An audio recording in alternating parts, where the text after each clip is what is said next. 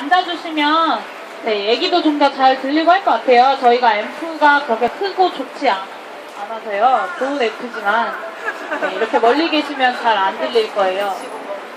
좀 더 가까이 오셔서 붙어서 앉아주시면 좋을 것 같습니다. 네, 부탁드릴게요. 네. 그리고 저희가 아까 홍대에 사는 시민분께서 물을 좀 후원해 주셨어요. 그래서 그걸 가방에 나눠 담았다고 알고 있습니다. 맞죠? 네, 그 물을, 가방에 있는 물을 좀 꺼내서 앉아주시면 네, 다들 덥고 힘드실 텐데 네, 좋을 것 같고요. 네, 이쪽을 보고 앉아주시면 감사하겠습니다.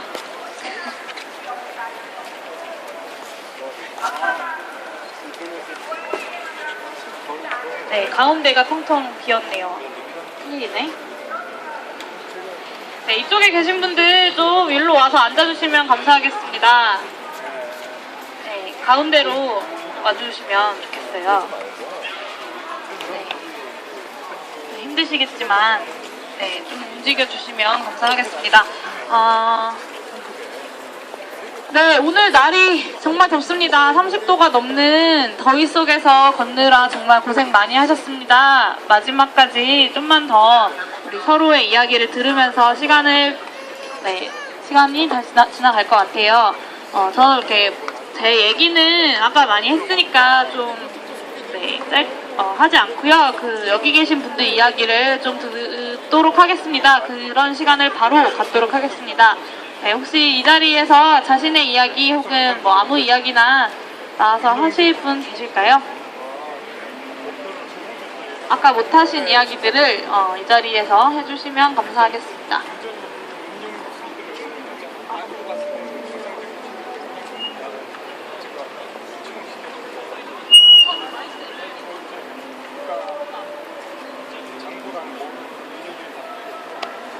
할까 말까 망설이고 있어요.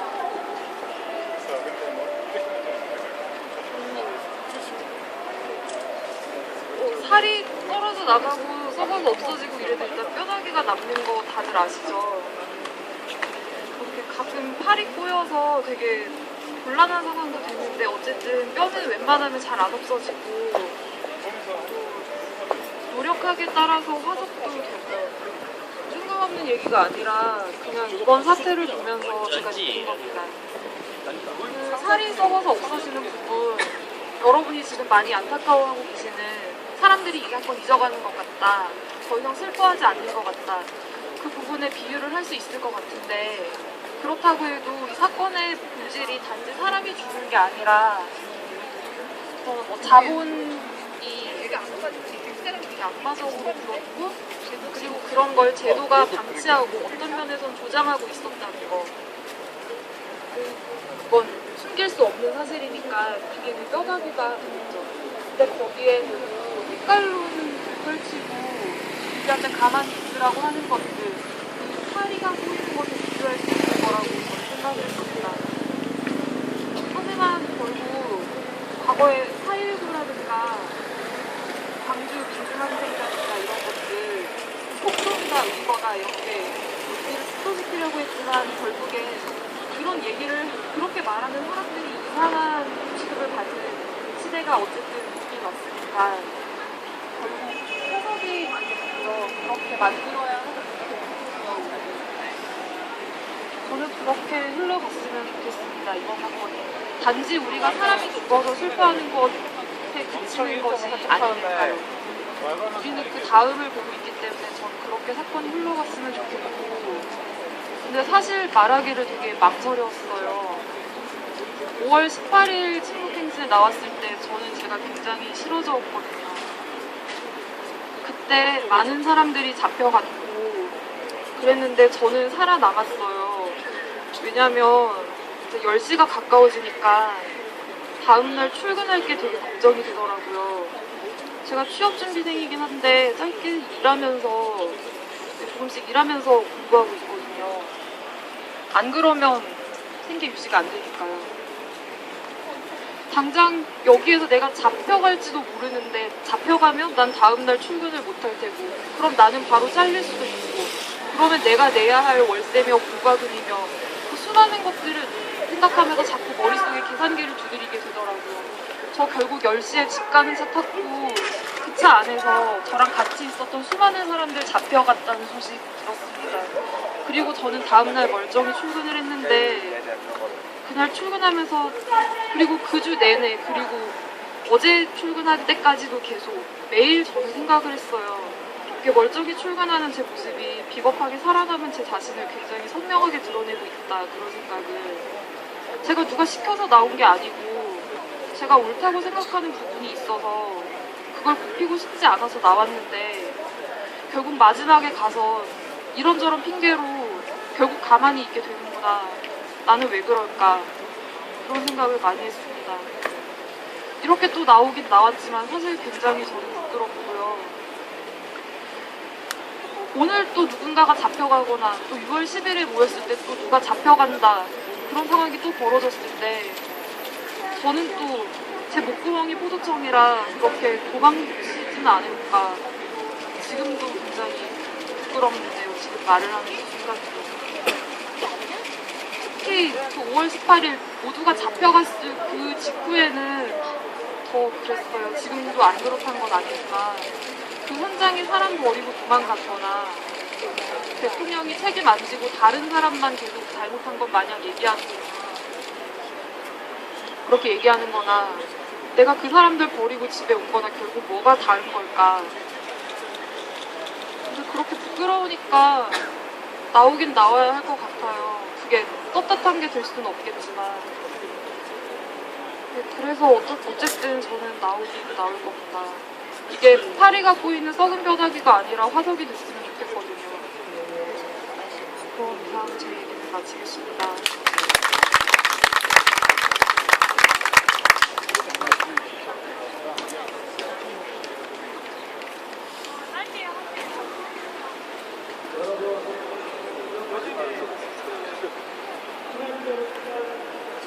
늘 나와서 미안합니다. 요즘에 5억 현상금 붙어 있는 분 계시지요?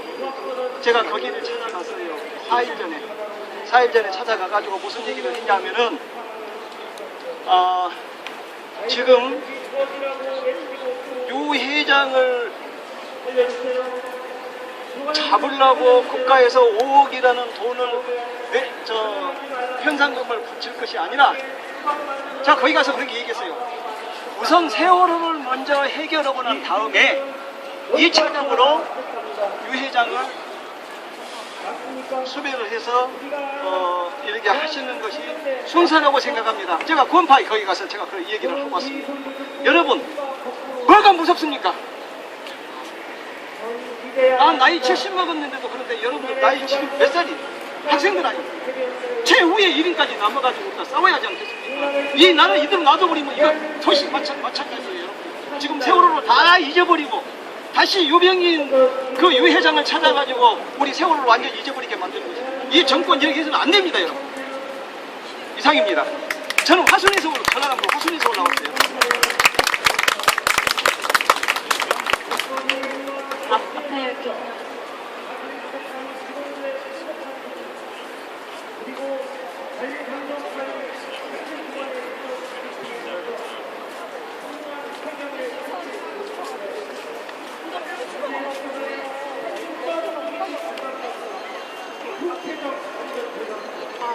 저도 아까 바로 앞에 계신 분이 발언하신 것처럼 저도 그 18일에 집회 나왔던 사람입니다.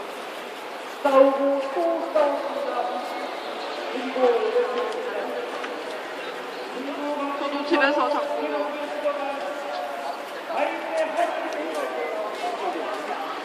연행된 것이 자꾸 생각나고 자꾸 집에서 전화가 와서 아직 못했고 너무 미안하지만 현장 먼저 빠져나왔었던 사람인데 그래서 그리고 지난주에도 제가 병원에 다니거든요. 병원에 다니니까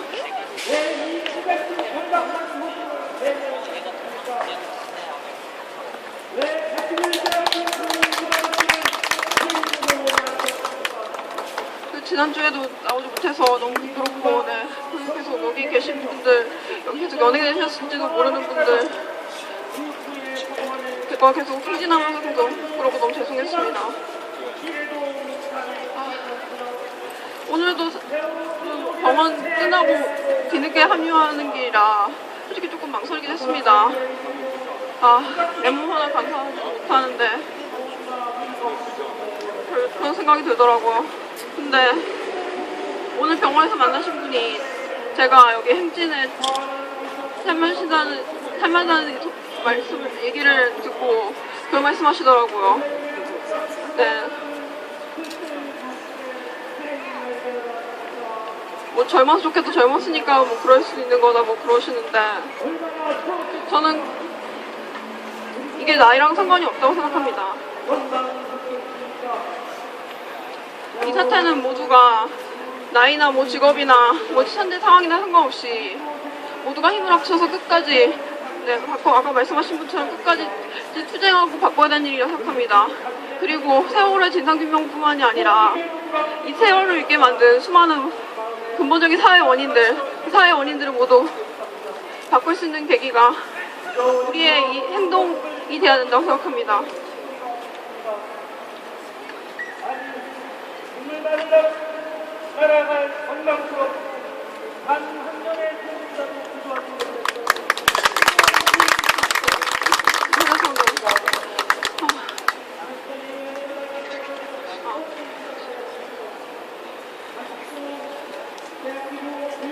죄송합니다.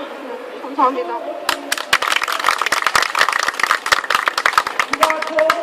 네, 네, 계속 이야기를 듣도록 하겠습니다. 네, 나오셔서 여기서 이야기하실 분 계실까요, 혹시? 네. 지금 오른쪽에서, 여러분들 보실 때 왼쪽에서는 세월호 희생자들 추모하는 촛불문화제가 진행되고 있고요. 저희는 세월호 희생자를 추모하는 가만히 있으라 침묵행진을 하고 있습니다. 마무리를 하려고 이야기를 듣고 있고요. 네, 혹시 나오셔서 이야기하실 분 계실까요?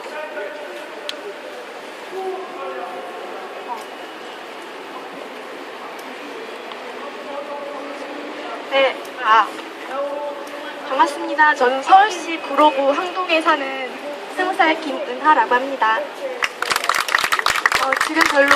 지금 침묵행진 가만히 있으라가 6회째를 맡고 있는데요. 전 처음부터 참여를 했어요. 근데 오늘 딱 고민이 되더라고요. 왜냐면은 오늘 수업 대신 선생님과 등산을 가기로 했거든요. 그런데 저는 등산을 빼고 수업을 빼고 여기 왔습니다. 그 이유는요, 역사 앞에서 부끄러운 개인이 될 수 없었기 때문입니다. 너무나 제가 충남 청양에서 올라왔는데요. 거기서는 제가 아무것도 할 수 있는 게 없었어요. 뭐 집회를 할 수도 없고요. 사람이 없으니까. 근데 막상 서울 올라와서 내가 해야 될 건 뭘까 생각하다가 나는 이런 걸 해야 되겠다. 끝없이 권력층에게 말대꾸하고 반항하고 그런 일을 해야 되겠다. 이렇게 마음먹었습니다. 지금 어느 서울시장 후보 중 정모 씨가 이런 말을 했습니다. 국민이 미개하다고요. 근데 정작 미개한 거는 시민을 통치 대상으로만 보는 그 권력층이라고 생각합니다. 5월 18일날 광화문에서 연행이 되었는데요. 그때 이런 말을 들었어요. 일반 시민과 언론, 기자는 모두 해산하라고요. 경찰이 기자도 해산할 수 있는 그런 나라입니다. 지금은 5월 24일날 집회를 했었는데 그때 기자 한 명이 연행되고 그 다음에 구속영장을 발부받았다고 합니다.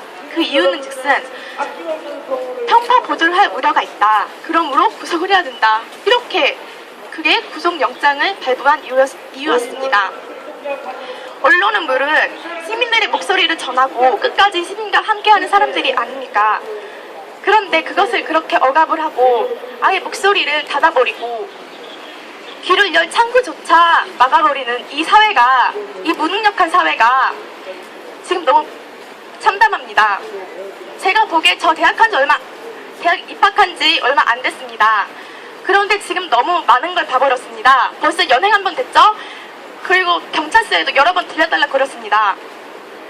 이게 과연 정상적인 사회란 말입니까? 앞으로 저는 이 침묵행진 끝날 수도 있습니다. 지금 처음에보다 많이 사람들이 줄어들었어요. 처음엔 여기 가득 찼었는데 너무 많이 아쉬워요. 같이 이야기 나누고 여기서 힘을 받고 저는 그랬는데 지금 이런 관심이 많이 줄어들고 지금 촛불 집회도 하고 있지만 이런 사회적인 관심이 많이 없어진다는 게 전 많이 안타까운데 그래도 포기하지 않겠습니다.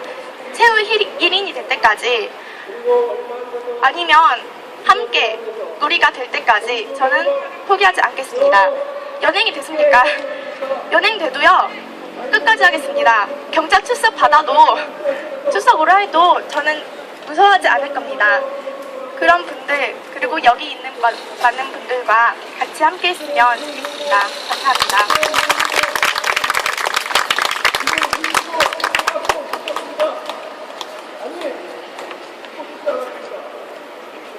네, 저도 지난 5월 18일 날 사실 정말 머리털 나고 처음으로 경찰서 유치장에 들어가 봤다는 말을 여러 번 하고 있는데요.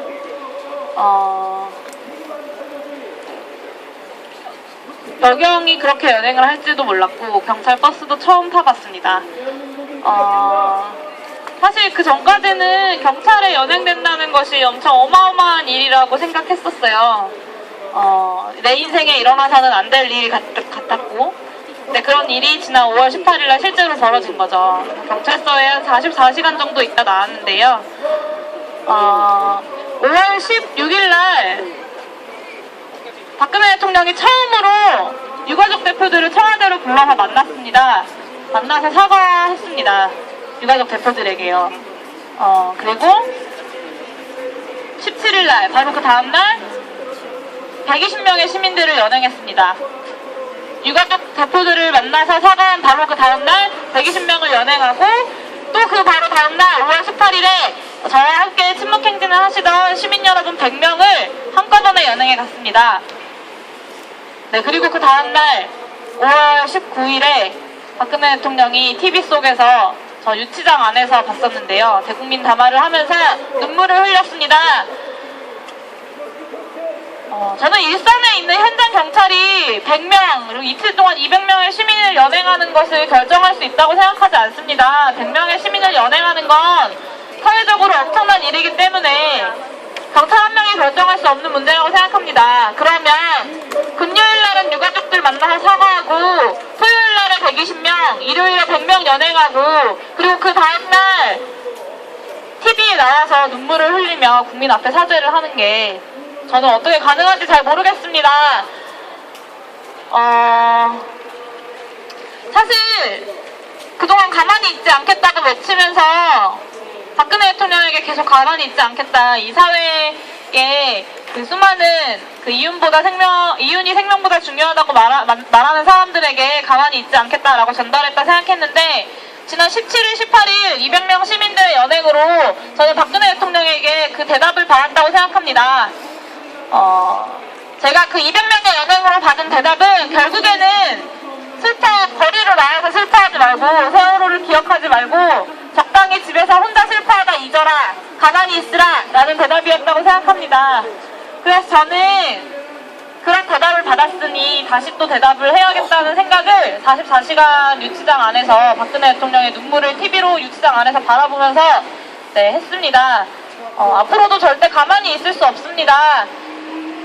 유가족들에게 자식 이용한다, 자식 조금 이용한다고 훈계질하는 나라가 바로 이 나라입니다.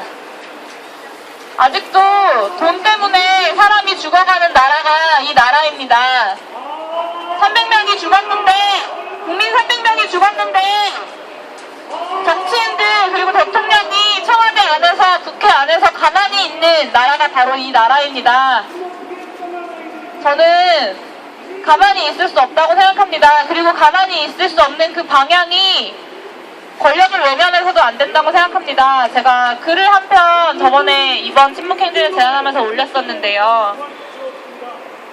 등이 아니라 가슴에 상처가 생길지언정 절대 뒤돌지 않겠다, 외면하지 않겠다는 말씀을 드렸었습니다. 저는 앞으로도 가만히 있지 않겠다는 대답을 끊임없이 이 나라와 이 사회와 이 정권에게 할 생각입니다. 그 과정에서 세월호를 잊지 않고 끊임없이 기억하고 이 세월호 300명의 죽음을 역사로 만들겠다는 여기 모인 시민 여러분들이 함께 해주셨으면 좋겠다는 생각을 합니다. 한두 분 정도의 이야기를 더 듣고 마무리하면 좋을 것 같은데요. 혹시 나와서 이야기 하실 분 계실까요? 네? 네. 짧게 해주시면.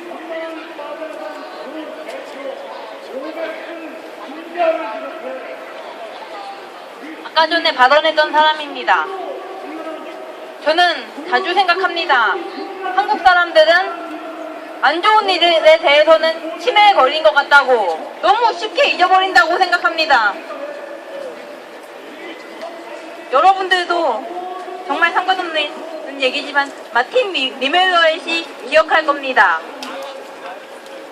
그 시에서 리메로는 자기한테 닥치지 않을 거라고 생각했던 일이 자기가 너무나도 쉽게 잊어버렸던 일이 자기에게 닥쳤을 때 아무도 자기를 위해주지 않았다고 합니다.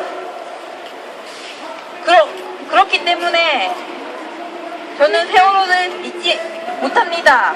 잊지 않겠습니다. 또 철도 노조들을 빨갱이로 몰고 정교조 선생님들을 억누른 것도 잊지 않을 겁니다. 왜냐하면 언젠가 제가 사회인이 되었을 때, 그리고 한 집을 책임지게 되었을 때 언젠가 저한테도 일어날 수 있는 일이니까요. 그렇기 때문에 저는 제 아무리 직업이 변변치 못하다 하더라도 제 후세대에게 어차피 잊으면 되지 뭐 라고 간단하게 가르치는 못난 어른은 되고 싶지 않습니다. 안 좋은 일에 한해서는 치매에 걸린 바보는 되기 싫습니다. 오히려 자기 생각 똑바르게 이야기하고 뭐가 잘못됐는지 알고 아픈 사람들 마음 이해하는 걸 가르치고 싶습니다.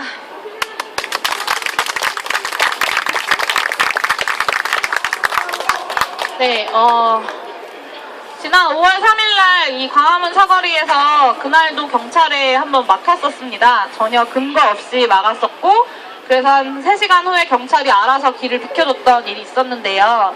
그날 단발머리였던 한 여성분이 했던 얘기가 기억이 납니다. 부정의한 천재가 되기보다 정의로운 바보가 되겠다는 이야기를 그 수많은 사람들 앞에서 하면서 여러분들 앞에서 약속드리겠다라는 이야기를 했던 기억이 나네요. 네. 더 몇 분의 이야기, 두 분 정도만 더 들으면 좋을 것 같은데요. 저희 항상 침묵행진의 처음과 끝에는 시민 여러분들의 자유로운 이야기를 듣는 시간을 갖고 있습니다.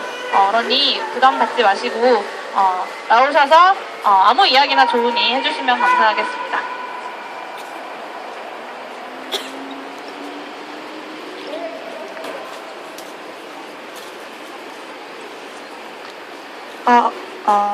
반갑습니다. 서강대학교 다니고 있는 이가현이라고 합니다.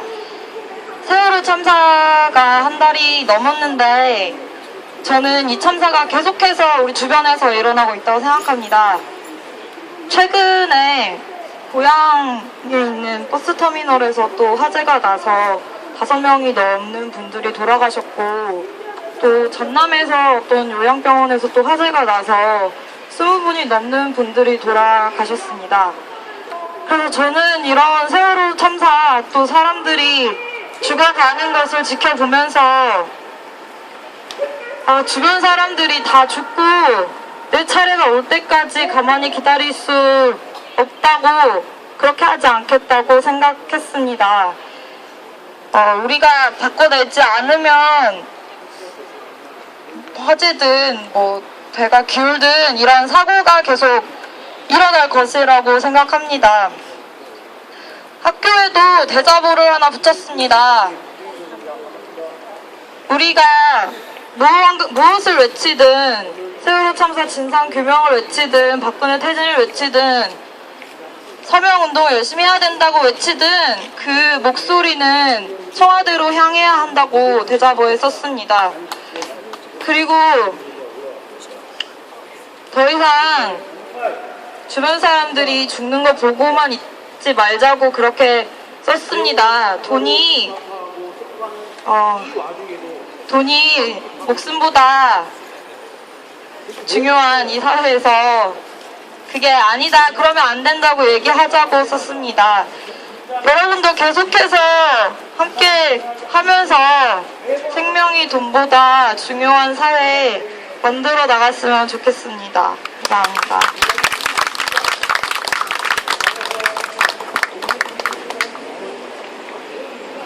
네, 반갑습니다. 사실 맨 처음부터 침묵 행진을 같이 시작을 했고 이 자리까지 험차려도 빠지지 않는데 또 이렇게 앞에 나와서 발언을 한 처음이네요. 지난번에 광화문광장에서 발언을 한 번 한 적 있었는데 그때 소개한 걸로 소개하면 동대문구에 살고 있는 박기홍이라고 하는 것 같습니다. 우선 죄송한 말씀을 드립니다. 다시 소개해드리면 전 이번에 서울시의원 선거에 성북구에서 서울시의원으로 출마한 노동당의 청년 후보입니다. 지금의 우리나라의 정당이 아무런 역할을 하지 못해서 시의원으로 출마하게 된 물론 신인 정치인이지만 심각한 책임감을 같이 느끼며 너무나 죄송스러운 마음이 들고 있습니다. 사람이 좀 더 사람으로 사는 세상을 만들겠다라고 하고 있는 정당인데 아무것도 하지 못했습니다. 가만히 있으라 침묵 행진에 더 많은 당원들과 함께 오지 못했고 정말 그래서 죄송하다는 말씀을 드립니다. 정부는 지금 저희들에게 인간성을 포기하라라고 이야기하는 것 같습니다. 자신들이 가르쳤던 학생들이 죽었습니다. 그래서 정교조 선생님들이 이대로 잊을 순 없다라고 이야기하셔서 성명을 냈습니다. 모두 다 해직하겠지요. 모두 다 없애버리려고 할 것 같습니다. KBS에서 여러 언론사에서 자신들의 발언이 진실이 아니었다, 자신들의 기사가 제대로 된 기사가 아니었다 라고 이야기했습니다. 그래서 더 이상 이 정부에서 요구하는 기사들을 보도하지 않겠다라고 이야기하고 투쟁에 나섰습니다. 하지만 어떻게 될지는 잘 모르겠습니다. 계속 저왔던 역사였던 거고 저희들이 열심히 싸우겠지만 포기하지 않겠지만 저들의 힘이 너무 강하기 때문에 저희들이 더 많은 숫자가 모이지 않는다면 또 질 수도 있을 거라고 생각합니다. 하지만 그렇다고 해서 지금까지 저희들이 계속 져왔다고 해서 이번에도 또 반드시 질 거라고 생각하고 있지 않습니다. 저들이 계속 저희들에게 끝없이 인간성을 잊어버려라, 너희들은 더 이상 사람이 아니다, 옆에 있는 타인이 죽었는데도 한번 시청 가서 북한고 분양하고 그러면 잊어도 되는 것이다, 월드컵이었으니 월드컵을 즐기자 라고 이야기하는 것들에 대해서 더 이상 저희들은 그것을 받아들일 수 없다고 생각합니다. 이번에 저희 주변에 죽었던 300명을 기억하는 것들, 그래서 더 이상 인간성을 더 이상 여기서 더 어디까지 떨어질 수 없다라고 이야기하는 국민들이 엄청 많이 계시다고 생각을 하고요. 그분들이 계속해서 또 모이실 거라고 생각을 하고 6월 10일 날도 저 또한 함께 그 자리에 가서 외치겠습니다. 박근혜 대통령이 원하는 것처럼 인간이지 말라라고 강요하는 것들을 멈추고 이 위기의 시대, 사람이 죽어나도 눈알 깜짝하지 않는 시대, 국민이 죽어도 다시는 책임지지 않겠다는 이 시대에 이것이 바로 위기이고 인간의 생명이 너희들보다 훨씬 중요하다, 인간의 생명이 돈보다 중요하다 라는 것들을 외치기 위해서 저도 언제나 앞으로 그 자리에 있겠습니다. 오늘 제가 사실 좀 늦게 왔는데요, 많이 지치신 것 같습니다. 제가 여러 번 침묵행진 진행을 그럴 수도 있고 많이 지치신 것 같은데 지치지 않고 6월 10일 날 또 더 많은 분들이 모였으면 좋겠습니다. 그리고 그때는 꼭 더 적지 않은 숫자가, 더 많은 숫자가 청와대로 같이 갔으면 좋겠습니다. 저희 노동당 내에서도 열심히 해서 청와대로 가는 그 길 앞에서 맨손들도 함께 하겠습니다. 감사합니다. 네. 제가 아까 5월 18일에 연행되었었다는 이야기를 했었는데요. 그날은 제가 아까 시청에서 출발하기 직전에 말씀드렸던 것처럼 그날은 광주에서 민주화를 위해서 싸웠던, 그리고 수많은 사람들이 죽었던 날입니다. 그날 그리고 그 전날 200명이 넘는 시민들이 이 서울 시내 한복판에서 경찰에 의해서 연행이 되었습니다. 저도 그때 연행이 됐었고요. 그리고 이제 곧 있으면, 오늘이 5월의 마지막 날인데요. 곧 있으면 6월 10일입니다. 1987년에 6월 10일에 사실 어떤 분위기였는지 저는 잘 모릅니다.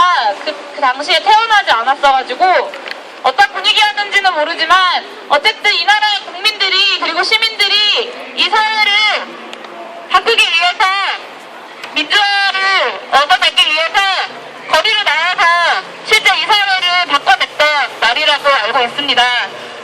단순히 어떤 법적인 제도가 바뀌어서 의미가 있었던 날이 아니라 실제 이 나라에서 살아가는 시민들이 자신들의 요구로 그 요구를 관철시켜서 이 사회를, 우리가 살아가는 이 공간을 바꿔냈던 것이 바로 의미 있었던 것이라고 생각합니다. 그 6월 10일이 이제 열흘 정도밖에 남지 않았습니다.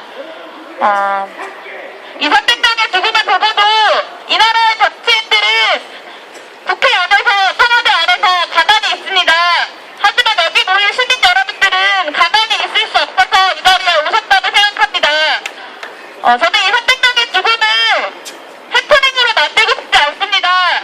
어떻게 이 선택당이 죽었는데 다들 모른 척하고 그 세일의 사고가 나기 직전 4월 16일 이전으로 돌아갈 수가 있겠습니까? 저는 이 세월호 사고로 죽어간 선택당의 죽음을 역사로 만드는 것이 이 시대를 살아가는 우리의 역할이라고 생각합니다. 그러면서 지난 1987년 6월 10일에 보았던 우리나라의 모습이 다시 반복돼서 그날 다시 볼 수 있으면 좋겠습니다. 다음 주 풍속행진은 서울에 진행하지 않겠습니다. 다음 주 6월 10일에 이 서울 시내에서 모여서 친목행진 가만히 있으라 모이도록 하겠습니다. 자세한 내용은 방명록에 적어주신 연락처와 그리고 페이스북 페이지 가만히 있으라를 통해서 전달하도록 하겠습니다. 꼭 관심 가져주시고 6월 10일날 더 많은 분들과 함께 할 수 있으면 좋겠습니다. 제가 항상 마지막에 하는 말이 있는데 같이 외치고 마무리하면 좋을 것 같습니다. 같이 외쳐주실 거죠? 네, 제가 외치는 걸 한마디씩 따라해 주시면 감사하겠습니다.